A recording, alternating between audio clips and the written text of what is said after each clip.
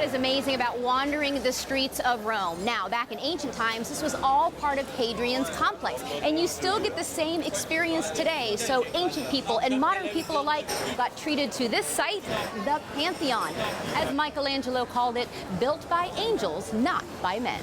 Most people know that the word Pantheon means all gods, a temple to all the gods of pagan Rome. There have been 3 versions of the Pantheon on this same spot. The first, by Marcus Agrippa, you can still see M. Agrippa above the portico. The second, by Domitian, and the third, completed under Hadrian. Believe it or not, this is that very same building nearly 2,000 years later. Originally built in 27 BC and later rebuilt in 120 AD, the Pantheon is a masterpiece in ancient Roman engineering. It also set the standard for every other magnificent dome you've ever seen. Think I'm kidding? Brunelleschi was inspired to create his Duomo in Florence from it. And St. Peter's Basilica, also here in Rome, bears a remarkable resemblance to the dome here at the Pantheon. In fact, those creators liked it so much, they borrowed a little something from the Pantheon, which we'll tell you about later.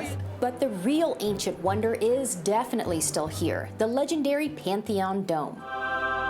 Symbolizing the dome of heaven or the roundness of the earth. Yes, it is possible that ancient Romans already knew the earth was round. You have all the different gods around you as if you're in the center of this little mini universe, or mini Earth. You got it right. It's cosmic. So cool. It is the cosmos. But how did earthly engineers build this heavenly dome? Well, think of a basketball inside a trash can, except this basketball just happens to be 142 feet. Now, how do you make that stand up? The layers of concrete have a different mix as they go up towards the oculus. And to create less stress towards the top, they use a special volcanic pumice called pozzolana, and it's lighter and stronger than any other concrete mix. You've got 5,000 tons of concrete in that dome. It's amazing. At the top is the nearly 30-foot wide oculus. It works like a keystone to release some of the pressure so the dome doesn't cave in. Kind of important. Now look around. See any light bulbs? Nope.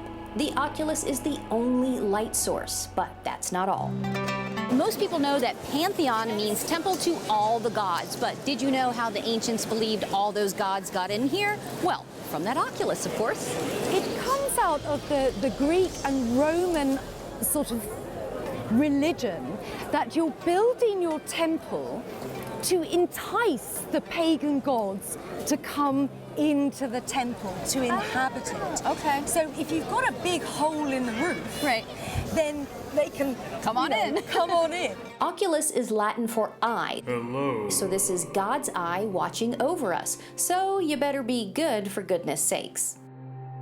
And here is my favorite theory, that the oculus light creates a massive sundial, kind of like a Roman Stonehenge. Wow. Hadrian was astrology crazy, and in fact this goes all the way through the Christian papacy as well. The sun coming in through the oculus hit various parts of the Pantheon to record certain times of the year. So cool.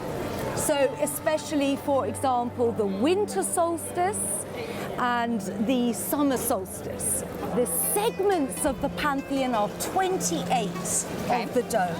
And of course, this represents roughly the lunar year, roughly 28 days in a lunar month.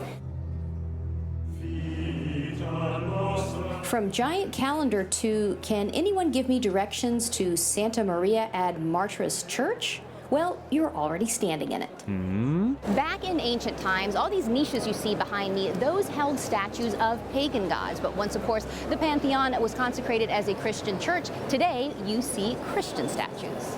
Yes, in 609 AD, the Pantheon was the first pagan temple in Rome to be consecrated as a Christian church. I love that part of history where you have these, these pagan temples, these pagan monuments, and all of a sudden, oh, we put a cross on top of it. It's now a Christian symbol. That's exactly what happened here. That's exactly what happened here to get rid of the demons. From a pagan temple to a cosmic sundial to a Christian church, the Pantheon has lived up to its name of all things to all gods.